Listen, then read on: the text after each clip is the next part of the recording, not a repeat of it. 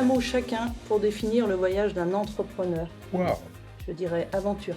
On le souhaite long. Tumulte. Ouais, tumultueux, parce qu'en fait, la vie d'un entrepreneur, c'est quand même pas simple tous les jours. C'est beau le voyage d'un entrepreneur. Ça va pas se passer comme prévu. Il va y avoir des moments difficiles. Et pourtant, on y retourne et on aime ça. Enfin, c'est enthousiasmant quand même. Exactement. Un peu maso, les entrepreneurs. Un petit peu. Quand les conditions se durcissent, 3 conseils pour garder le cap.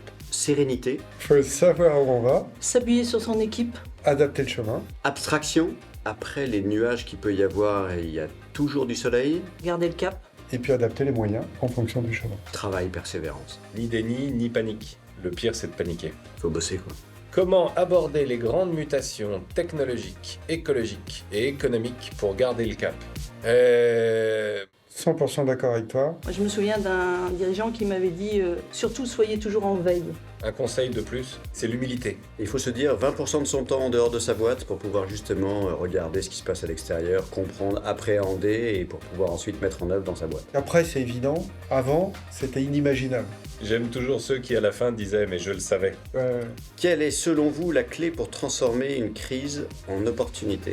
Faut partir du principe que forcément, il va falloir changer le paradigme. Tout l'environnement va bouger et l'entreprise va devoir bouger et s'adapter avec le collectif. Collectif à l'intérieur de l'entreprise, collectif à l'intérieur des amis, collectif à l'intérieur des réseaux. » Il faut impliquer tous les partenaires, à commencer par les équipes. J'efface le mot crise, je laisse le mot opportunité. Une crise doit être une opportunité. C'est plutôt comment je peux regarder où sont les éléments de la crise pour essayer de cibler ce qui ne l'est pas complètement. Ah bah non, Ah bah, t'es reparti en arrière. je me suis trompé. Pied sur terre ou tête dans les étoiles Oh, les deux. Pas les deux. Pied sur terre, c'est une manière d'être adulte. Si on touche plus sol, ça veut dire qu'on est en train de se déraciner, on n'a plus les bons réflexes, les bons référentiels. Les deux, mais pas en même temps. Tête dans les étoiles, c'est une manière de redevenir enfant. Quand on est enfant, on sourit, tout est possible. Si on ne rêve pas, le jour où le rêve s'arrête, on n'est plus que dans la boue et donc le fait d'avoir que les pieds dans la boue, c'est être englué. Donc il faut garder la tête dans les étoiles.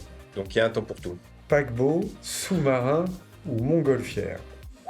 Le paquebot, c'est génial parce que ça avance, quoi.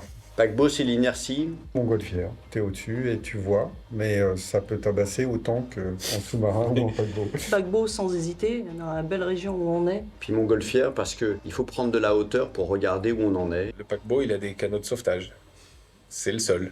Ensemble, choisissez un objet sur la table, expliquez-nous ce qu'il vous inspire. On a dit d'en prendre un, je vais en prendre deux. Du coup, je vais regarder là pour voir un peu où je peux aller à l'international pour ouvrir de nouveaux marchés. Moi, ça m'inspire des perspectives de développement pour toutes nos boîtes. Moi, je suis intimement persuadé que l'avenir des entreprises passe par l'international et passe par l'export. Une chanson pour exprimer le voyage. Oh, ça craint, je sais pas chanter. Tant qu'on nous demande pas de la chanter. Voilà. Voyage, voyage. C'est ça? Ouais, je sais pas. Une petite musique des années 90. Voyage en Italie, je crois, c'était... On the road again, Bernard Lavilliers. Ah, je vais être plus kitsch que toi. Eh ben, vas-y. Voyage, voyage, désirless. Eh ben, super.